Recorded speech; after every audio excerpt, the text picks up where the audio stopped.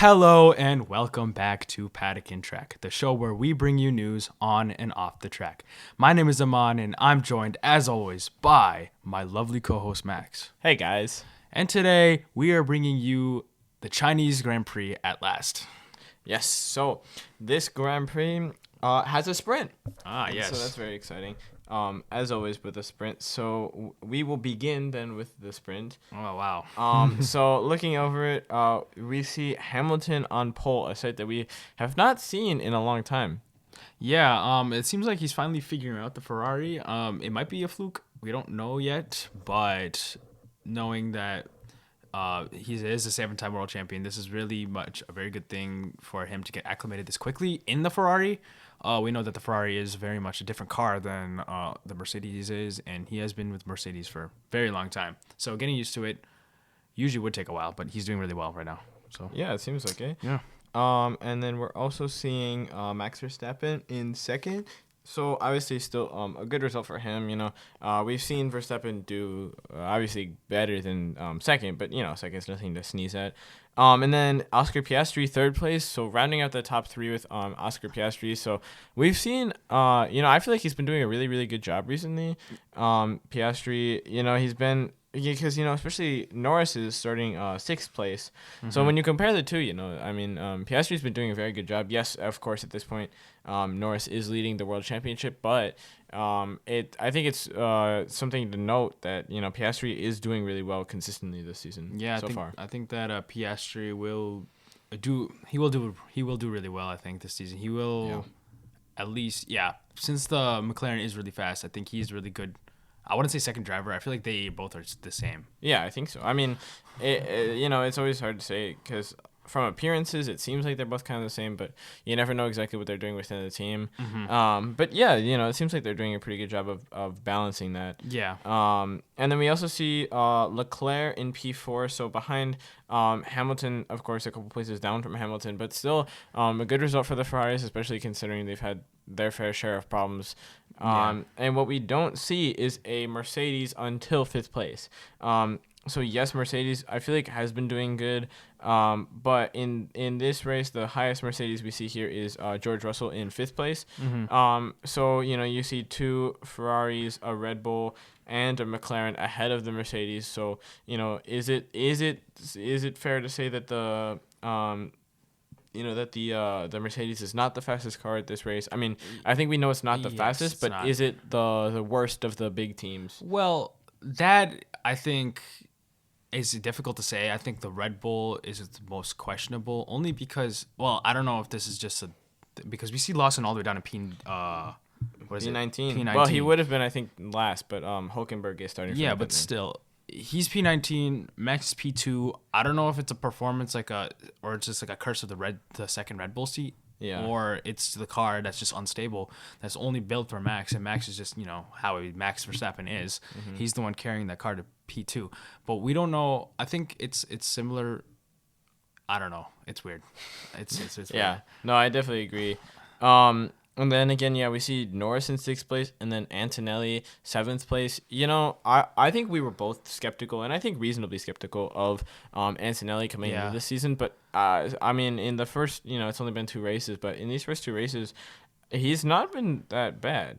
Especially considering he's a rookie and you have to consider he is in a pretty good car with that Mercedes. But still, coming in as a rookie, and a pretty young rookie at that. Yeah. And he's already 7th place for the sprint, and then we'll get into the Grand Prix, but starting 8th place in the Grand Prix, slightly further down there, but still, at least for the sprint, the best of the rookies.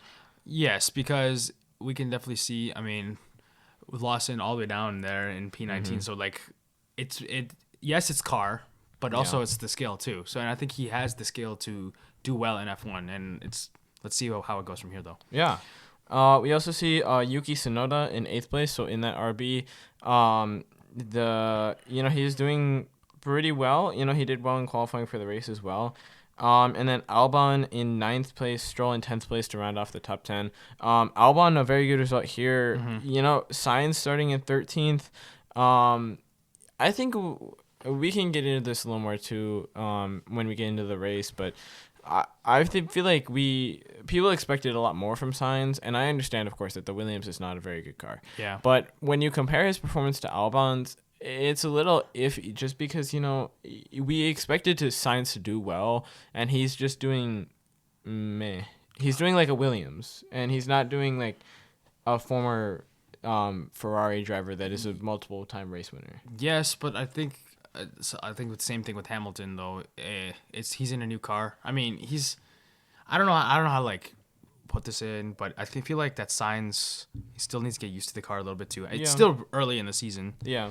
And I feel like he could get better results though. Albon has been in that Williams for a while. This is true. So I think that naturally he will in the beginning do better, but I feel like Sainz will pick it up a bit, and I feel like there's going to be a fight between head-to-head fight more. Mm-hmm.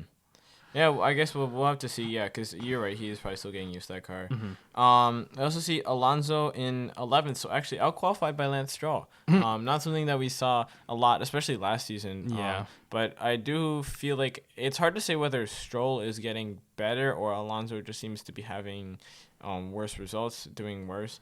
I think it's Alonso getting worse. There's no way Stroll is getting better. Well, yeah, you never know. It could be a bit of both, to be fair. But it's a little tricky. It's tricky to say. But yeah, I feel like Stroll just seems to be doing better than Alonso. Yeah. Which is, I mean, I'm sure it's great for Stroll because he needs at least some kind of performance. But for Alonso, it's not the best. But he is the oldest driver on the grid, so and then we also see Ollie Behrman in 12th place. So, again, ahead of Carlos Sainz and then ahead of a bunch of the rookies. Really, he's only behind Antonelli. And especially considering he is in arguably probably the second worst car. Bortoleto, realistically, in the stake has the worst car. But Hadjar 15th behind Bortoleto in 14th and Jack Doohan in 16th. Then, Bortoleto is only behind Behrman, so he's like the third place rookie right now. Yeah, that's true. In that worst stake car that you just said. So, not bad for him as well. Yeah. And then also Gasly somehow behind Doohan. That's never, I don't know. Ever happen again. And then Ocon in 18th because the Haas is not good. But, I mean, clearly Behrman seems to have figured something out, so a little interesting there. And then Lawson 19th and Hülkenberg in the pit lane. Liam Lawson. I don't even know if he counts as a rookie at this point because he's not racing really so much, rookie, right? But this is a little sad. Yeah, I mean, I don't know. There's nothing else to be said. It's a little sad. He's in P19, yeah. It's pretty bad. So the sprint overall was not the most eventful, but the biggest things I think to note here, like we said, Hamilton on pole. Clearly he seems to be getting a little more adjusted to that car, and it's starting to suit him better. Of course, it's I'm sure a big adjustment coming from the Mercedes to the Ferrari. You've got a different engine, a whole new car, of course, and then different setup things, stuff like that. So it's a lot to get adjusted to, but he seems to be doing at least okay because he managed to take pole here. Yeah. And then he managed to win the sprint race. Honestly, he was relatively unchallenged. Partly because I think Verstappen was having troubles with the car that I think continued into the race. Yeah. But overall, he was just able to just be consistent with that car. So clearly he seems to be getting a grip on it because, it's hard to get that consistency unless you have a good, solid grip on the car. Yeah. And like you said before, Verstappen having struggles, he was passed by Piastri in the race or in the sprint. And yeah, it just goes to show how not good the Red Bull is, and how good the McLaren is, and how good Piastri is as well. I mean, we see Verstappen muscle his way with the car and get good results, but this time around, Piastri did pass him out this time. Yeah. And, and the rest of the grid honestly is relatively unchanged. I think one of the larger things to note here is Yuki Tsunoda, I mean, yes, he started in 8th place, so it's not the hugest achievement, but he got up to 6th place, so he passed Antonelli, and actually he got past Norris, but part of it was because Norris had a terrible start, but, Yuki is in that Racing Bull, and he's still able to produce solid results, making his way all the way up to 6th, and then in qualifying, slightly less good, but he still qualified ninth for the race. Qualified eighth for the sprint. So clearly he's still able to put up results even in that RB. And then we also see again Hamilton winning it. Piastri coming out on top over Verstappen, and Russell was able to make up some spots. Well, really only one, but he was able to get past Leclerc. So it's a very tricky question of. Every weekend, I think we go over the same question of like who had the best car. I think in the race it was much more clear, and we'll get into that. But in this case, it was really hard to tell. The Ferrari, on the one hand, Hamilton was fast, but at the same time, like Leclerc was not as fast as Russell. Yeah. So then it comes down to like, well, is it based on driver skill? So I think though in the sprint, I feel like the best car was probably. Because I want to say the McLaren because of Piastri, I think it is the McLaren because you said that Norris had a terrible start. That's the thing, but he still had 19 laps to get, and he didn't even get past Antonelli. And I mean, yes, true. Antonelli isn't still a good car, and we have said again, Antonelli does seem to be developing very well, and I think he genuinely is a good driver. But at the same time, he is a rookie at the end of the day, and theoretically in a car that's not as good. I think it's inconclusive, only because Hamilton had a free pass, only because Verstappen had so much trouble. Yeah. And he was just holding up behind him. Yeah. So then Piastri did eventually pass him, though. But at that point, it was too late, and Hamilton got the win. So I think it is tough to tell. I think in the race, we can tell more who was the best car. Yeah. And then a few other notes to make. Gasly making his way all the way up to 12th place. So pretty good considering he started in 17th. Gabriel Bortoleto and Nico Hulkenberg ending up essentially at the back of the grid. Jack Doohan is technically 20th, as he had a 10-second penalty. We also see Carlos Sainz down in 17th. So again, not so great result from Carlos Sainz. Yeah. Again, well, we talked about it, but he is Carlos Sainz. We know he is a good driver, but it's just he needs to get a grip with the car. And yes, it's only the second race, and this isn't even a full race, but still, I think a lot of people expected a lot more from him. Especially considering, I mean, Albon, not the best result, but he's still 11th place, which is higher than 17th. So, and then we see also Hadjar, ends up 13th. So he made up 2 places. So that's something. Both the RBs out-qualified Lawson again. Yeah, Lawson, I don't know. It's a little sad. Although Lawson, to be fair, did make it up to 14th. So he made up a couple places. Yeah. But considering he's in a Red Bull and he was passing drivers like Bortoleto, well, actually, because Bortoleto dropped. So like Bortoleto and like Ocon, I don't think it's that that crazy. But so he did make up a few places. You have to give him credit for that, but at the end of the day, it's like I think you need a little more to be a Red Bull driver. Yeah, and then the Haas is overall slow, 15th, 16th for Behrman and Ocon. Yeah. So yeah. But getting into the race, we see some very interesting things. First of all, Piastri on pole. So clearly, after his good form in the sprint, he was able to pull that together in the qualifying. George Russell, second place. So those questions about the Mercedes clearly wasn't shown here by Russell, which he got P2. And splitting the third McLaren, or the second McLaren in third place, Lando Norris. Yeah, and then Verstappen behind all 3 of them in 4th, with Hamilton behind. So Hamilton and Leclerc, Hamilton 5th, Leclerc 6th. So not quite as good a performance for them in terms of the qualifying for the race. Yeah. But it's not terrible considering the kind of performance that Ferrari has had in past seasons. This is not horrible. And again, Hamilton out qualifying Leclerc. So that's the second time this weekend, of course. But interesting, I think, to note, just because Leclerc has so much experience in this car. Well, and with this team in general. And so, maybe the car, they have similar amounts of experience, but with the team, he has so much time. He has so much experience with, and yet Hamilton's still outperforming, at least for this race. Yeah. That's something to note. Yeah, and then we see 2 rookies in 7th and 8th, but it's not Antonelli in 7th. It's Isaac Hadjar in 7th, which is really good for him, especially in that RB car. Yeah. I think both the RBs did really well. I think Hadjar in 7th and Tsunoda in 9th. But even Hadjar out qualifying Tsunoda. He did. Not by a huge margin, but also both of those cars into Q3. Yes. Really impressive performance from Hadjar, especially considering, I think it takes a lot of, considering how Australia went for him, it was sad.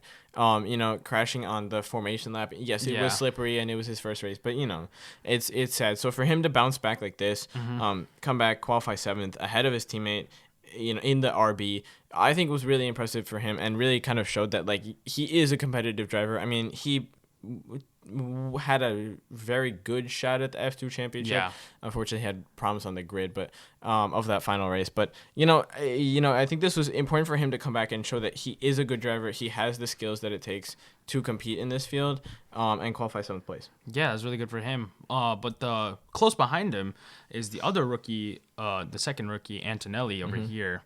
So again, he's doing really well to qualify in P8, getting into Q3. But, he's in that Mercedes, so, again, he's in a good car, but really good for him, though, to manage that car and get into definitely 8th place. We also see Alex Albon up in 10th place, so a decent start for him, starting within the points. That's always good.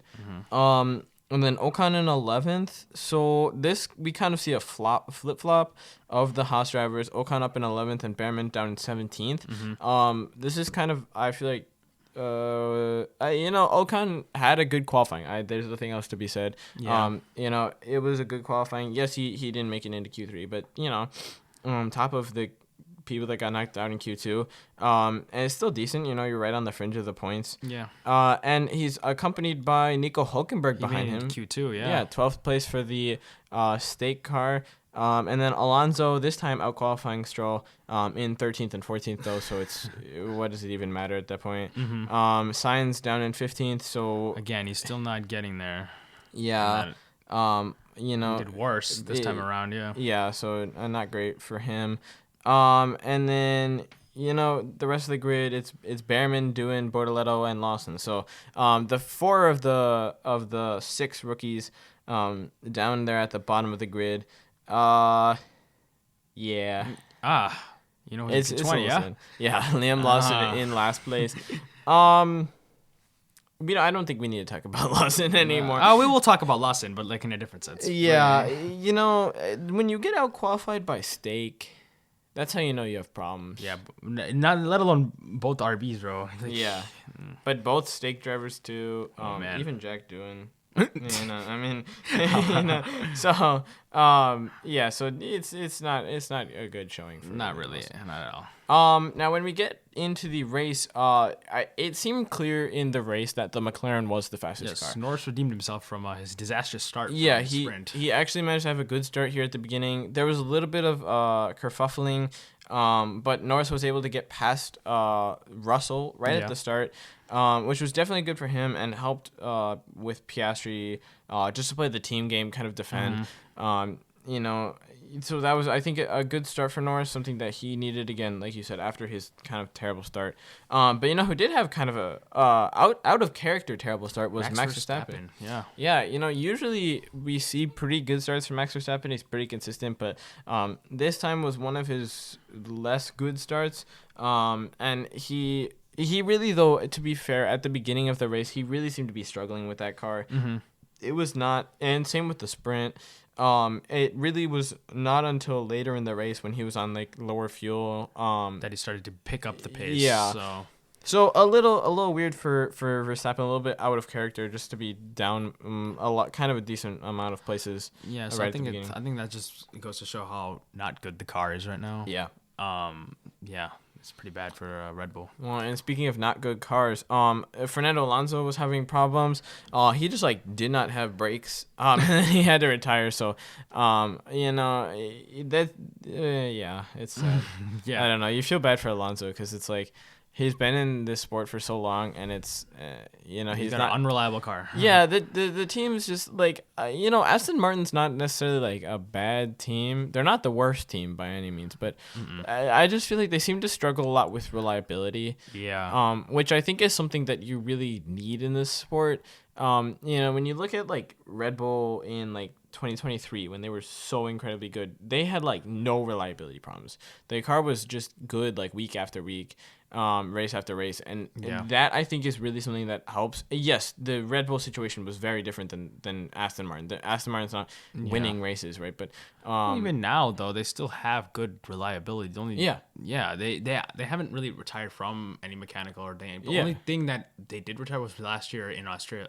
Was it Australia? Yeah, it was Australia with Max brake Verstappen's problems. brake exploded. But that was like the one time in like what 3 years that 4 years that they had no reliability issues. Well, I think that's too, to kind of go off on a tangent here. It's something that speaks to like the development that Red Bull has had, because especially before when their engines were like Renault supplied, and then when they were purely Honda without because now they're like Red Bull with Honda backing. But when they were just Honda supplied engines, and on the Renault engines, I feel like they had a lot of reliability issues. And also I think Max Verstappen was a less mature driver, and he would kind of crash a lot. Yeah. But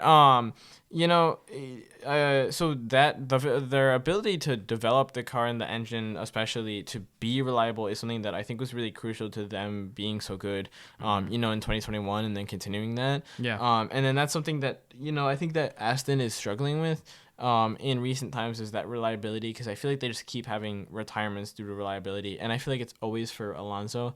So I don't know if that says something, but yeah, so I think that the reliability is something that's really holding Aston back.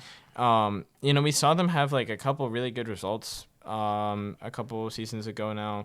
And then when that good beginning season, they began the season really well. Yeah, and then they kind of faltered off. So yeah, we've seen them have the ability to do good. And I think we'll see what happens next. Not next season. Next season, 2026. With the Honda engines. As well as the new regulations, of course, that'll play a role with everyone. But we'll see what happens with them, and hopefully they can fix some of these reliability problems. Yeah. We also see Bortoleto had a little moment where he spun. Did it really impact the race? No, but I felt like we should mention it. It's just like you said, like rookies are still getting used to the car. You can see that across the board with all the rookies, but yeah. It's better than Behrman at Sao Paulo last year, so, Yeah. We see Hamilton and Leclerc swapping positions. Yeah, that was interesting. The fact that Ferrari had them switch positions, made the call to make them switch. I thought that was interesting, especially because, we saw later in the race, not that much later, Hamilton had the fastest lap. Yeah. So it was clear that Hamilton had pace, but they wanted Leclerc to go ahead. I don't know, and I think part of that was to defend against Max Verstappen, and clearly it did not work. And also, both Ferraris got disqualified. But it was kind of a weird situation. I just didn't see any reason why they had to switch them. I suppose maybe at that point Leclerc was faster. Maybe, but I don't know. I feel like the strategy calls for Ferrari this season have been very questionable and not good at all. But hopefully they have that figured out by the time the season, while the season goes on, because this is not good at all. Like last year, they were fine. Their calls were good. They're okay, and it's gotten good results. But this year, it's been pretty bad so far. Yeah. We also saw, to speak to the performance of the Mercedes, Leclerc complaining that the Mercedes was like really fast and had a lot of grip everywhere. So that's obviously a good thing for Mercedes, especially considering how far they've come with their development of the car under these regulations. Starting in like 2022 with the zero pod, that was terrible. So bad. And now, they've actually been able to build a pretty solid car, especially like when you look back to 2022, 2023, they had like one or two good results, and then otherwise it was kind of But now they've really turned it around, I think, and they've been able to get like some solid results. Well, you're mentioning 2022 though. There was only one team that figured out the regulations. This is true, yeah, but still. But I mean, by now, towards the end of the regulations, more teams have figured it out, especially McLaren. Yeah. So next year will be very fun to see who figures out the regulations. And I think everyone's gonna be more on an even playing field. Well, and the thing is too is that to get into this a little bit, I think we can mention with Cadillac coming, they have been officially approved, and GM has been approved as an engine manufacturer. So Cadillac is officially joining the grid in 2026. That's gonna be very exciting too. I think it's gonna shake things up, because you're gonna have two. Essentially, Audi like half counts because they have the Sauber platform that they're kind of going off of, but you have essentially two brand new teams coming to the grid with Audi and Cadillac, and I think that'll be really, really interesting to see. Especially I think to see who Cadillac goes with in terms of drivers. There's been a lot of rumors. Perez, even Sargent has been rumored. But I hope because they want American drivers. But there's been a lot of rumors floating around, especially about Perez. So we're gonna have to see what they go with. But it'll be, I think, really interesting to see, like you said, who's gonna master these regulations. Yeah. In 2026. And how will these new teams kind of deal with that? Yeah, let's see. And we'll figure, when we know more information on Cadillac, we'll be sure to relay it. Yeah. And then, but going back to the race here, we saw Norris kind of struggling, and I think part of that was his brake pedal started going long. So they're very used to a very specific feel in that brake pedal where it doesn't really move very much, and it's all based on pressure. But so when it starts to move, it feels weird for them. Yeah. And so that was, I'm sure, concerning for Lando Norris, but he managed to hold it together, and they got through the rest of the race, so it was fine. Yeah. I also the RBs, they had two problems here. First, they tried the 2-stop. It didn't really work. Yeah. Most people went on the 1-stop. I think the 1-stop clearly was the better strategy. Yeah. The 2-stop just did not work. Nope. The undercut on that first stop was helpful, and then the second stop they just did not. Yes, they had the fresh tires, but it just didn't work. They just were not fast enough, and so it was kind of a shame. But then Yuki's wing exploded. Yeah, I don't really know what happened. He was racing and it just exploded. Yeah, they're going so fast. There's a lot of air pressure, of course, but it just kind of, it's the inner part of the wing almost, or like the sort of like the front. I don't know. It was weak already from something else. Yeah, but it just kind of blew off. So he had a pit again, so that was 3 stops then for Yuki, so that essentially put him to the back of the grid, unfortunately for him, because he again had a very good starting position, and then his race got kind of ruined by that 2-stop strategy, but this did not help, of course. And then, Verstappen was able to pass Leclerc at the end. So, again, like we said, I think that car started to come to Verstappen towards the end of the race. So it's definitely something that Red Bull will have to look at and try and figure out. But it seemed like Verstappen had pace towards the end of the race and was able to catch Leclerc. Yeah, it's nice that he passed Leclerc, but Leclerc is disqualified. So. Yeah. So when we get into those disqualifications, unfortunately for Charles Leclerc, Pierre Gasly, and Lewis Hamilton, all 3 of them were disqualified, but for 2 different things, essentially. So Leclerc and Gasly were just barely under the minimum weight. So they were, I think both of them were exactly 800 kilograms, which is the minimum weight requirement when they had fuel in them. And then when the fuel was taken out, they were both basically 799 kilograms. Wow. So, just barely under that weight limit. And then Hamilton was due to the plank, which is funny because in last season, Leclerc and Hamilton were both disqualified for plank wear. Essentially, there's this wooden plank under the car, and if it gets, then they measure the wear on it, and if the wear is too high, then a driver gets disqualified because the car is running too low then. So 3 disqualifications from this race.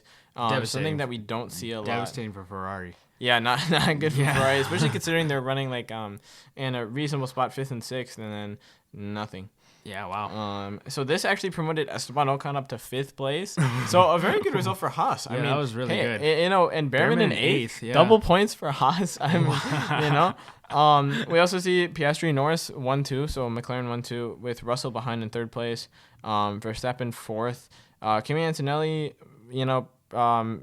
making those disqualifications helping him too. 6th place for him. Alex Albon up to 7th. Stroll scoring points in 9th, and Carlos Sainz getting some points.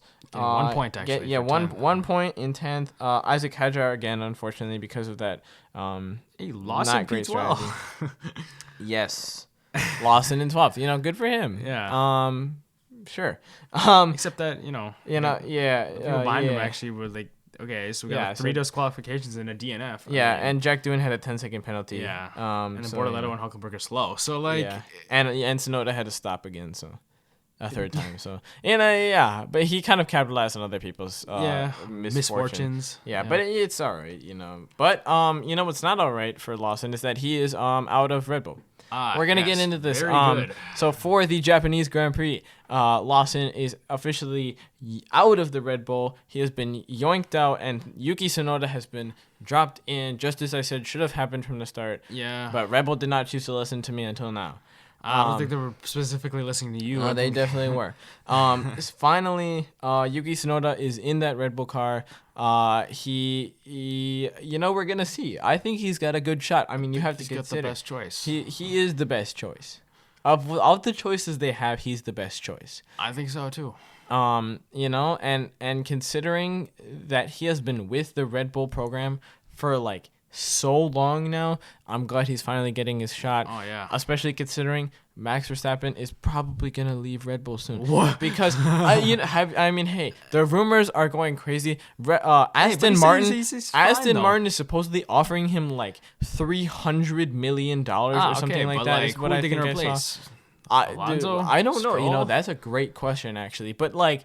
We're gonna see what happens, but Yuki might be holding down the front on Red Bull. We're gonna hope he gets some good performances. I think that's good that they're offering Max Verstappen that, because they do have Adrian Newey now, and it's new regulations, so and Honda. They're all starting over. So it's basically Red Bull Light. But we'll see what happens with that. But yeah, so Tsunoda is in. We know that Red Bull has a short temper when it comes to their drivers, but we will see. It's for his home race, Japan. Yeah. Japan. So I'm excited to see it, and we'll see how this ship rides. Yeah.